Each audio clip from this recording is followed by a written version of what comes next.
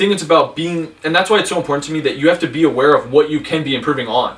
Because you can just go through your life and you won't even notice that there's things that you can work on. And that's where being self-aware comes in. Being and conscious. I think being conscious, yeah. I think people don't put enough value in that aspect of their life, like being self-aware, noticing like, hey, maybe I shouldn't, live, like do something like this. Like, I don't know, I know for you, you said you've changed the way that you eat, right? Like and that's you being aware, like, hey, this diet isn't working for me, I'm going to switch it, right? Like, that's an awareness that some people don't even get to that point. Because knowing that you have a problem is a great way to, everyone says that, right? It's a How first can step. people be more aware, you think? Exactly. It's a great question. I keep just saying being open mentally, and I don't actually... Being mindful? Yeah, like, I don't know what that means. I think mindful is another good word for it. I don't know what that really means in your life other than taking the time to, like, reflect on the things that you're doing on a daily basis. Like, maybe at the end of the day, you're like, hey, what have I done today and what could I be doing better, right? And it's such an easy thing to do. It is like kind of a meditation type of thing, a mindfulness type of thing. And not just saying like, hey, what could I be doing better? Like, I need to get more fit or I need to get whatever. Just like really try to think about the totality of your life. What are all the things that matter to you that you want to either get better in or the things that you think could make you a better person? Mm-hmm. And trying to find those little niches that you can work on. I think that's the best thing you can do. Yeah, and I love that answer. I'm sorry. No, but, for you, exactly for you, I think the best way is for the audience, someone to resonate to you. What worked personally for you? What would you recommend for them to try? When it comes to, like, for what? Being more mindful. For being more mindful. I think what I do, I think a lot of it comes with, I'm very self-critical. Like, I criticize myself a lot. Like, I'll see things that I'm just frustrated by, and I don't know if it's something that becomes more naturally to me than other people, but I just think that, the thing that changed for me was not just criticizing myself, then actually taking steps to improve those things. Mm-hmm. So, like, the awareness wasn't a problem for me. It was hey, like, I think, like, for example, one of the things that I've been wanting to get better at was cooking. So this is, like, nothing like what we were talking about. I want to be able to cook because, if I'm at home alone, I want to be able to make myself a healthy, good meal on my own that can be maybe something creative, something different, something interesting. Whereas, like, instead of just, like, being like, I'll just have, like, a Nutri-Grain bar in my pantry. Like, that's not ideal, Processed food. Yeah, you don't want to have that. Exactly, yeah, exactly. That's not like McDonald's, you don't want to have that. So... but with that, like, I was aware of that problem. Like, I always hated that in myself. I'm like, I want to be able to cook. But then you have to actually take those steps, and that's where the discipline comes in, right? Because I don't particularly dislike cooking, but I also don't really like to, and there's a lot of work. You got to clean it up, you got to do all this stuff. And then I started just, like, especially last summer, like, I would just kind of take some pride into really trying my best to cook things that maybe were outside of my comfort zone. And the comfort zone thing's a big part of it too.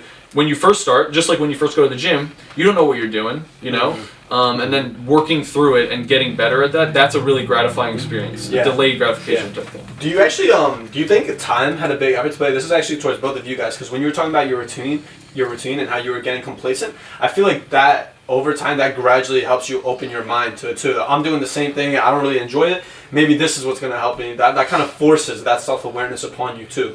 Especially when you mix that in with being critical against yourself. You're going to realize, you're like, fuck, dude, I've been doing this for what? Hold on. 5 months?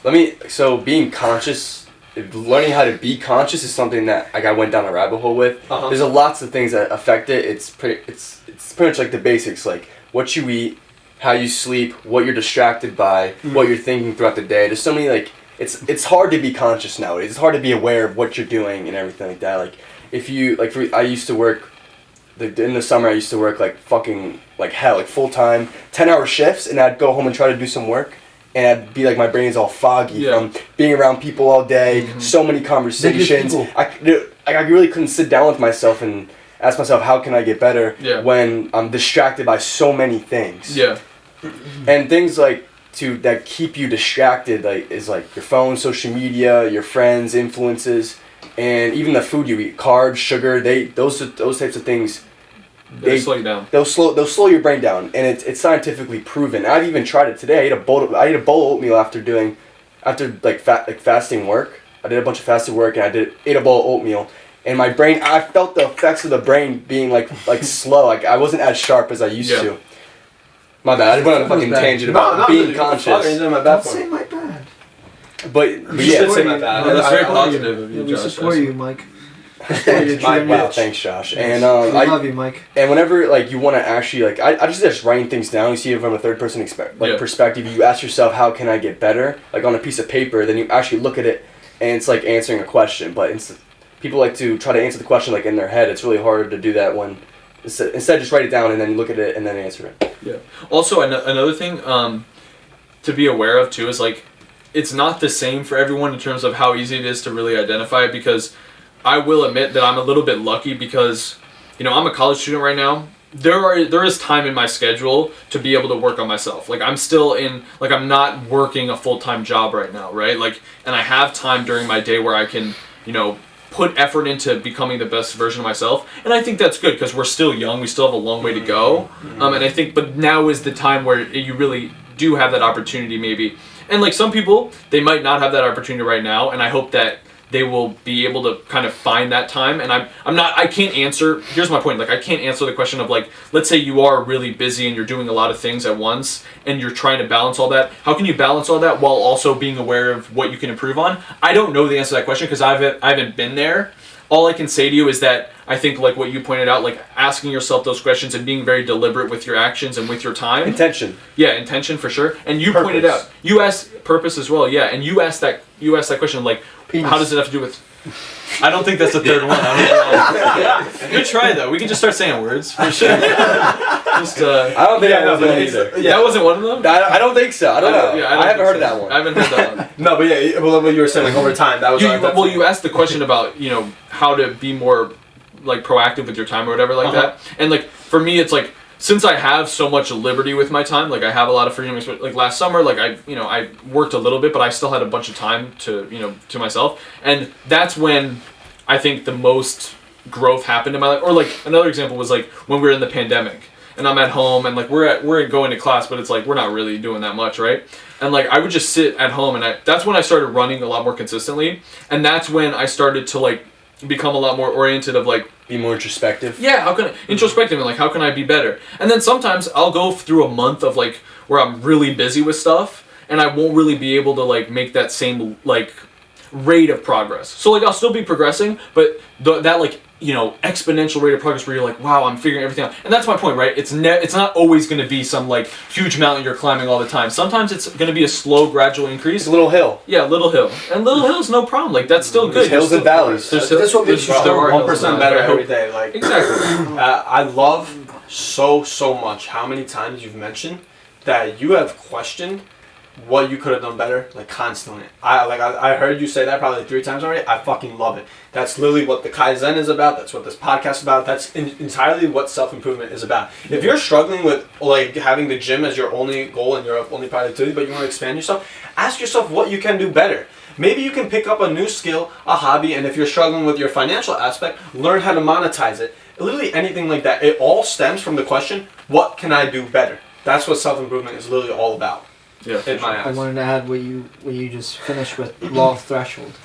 I think that's what it's talking. It's like a business law. You'll continue to grow until you hit the threshold, and then you're gonna have to try some new. And you're gonna continue to grow. Right. And sometimes it might be small. It might take a day till you stop growing again. Right. It might take a year. Right. Anywhere. Yeah. That's kind of the point I think that you were trying to cover. Yeah, that's a good way to put it. Definitely the threshold that you're reaching. It's like it's always these new things that you're trying to find, and that's all. I think being aware is actually honestly talking through it right now. I think has made me more like I wouldn't have used that term to describe it, but as we've talked through it, I think that's kind of the conclusion that I'm hitting on. I totally agree. Awareness is the key. So I made a video about like my newest YouTube video that's coming out is about purpose, so and so I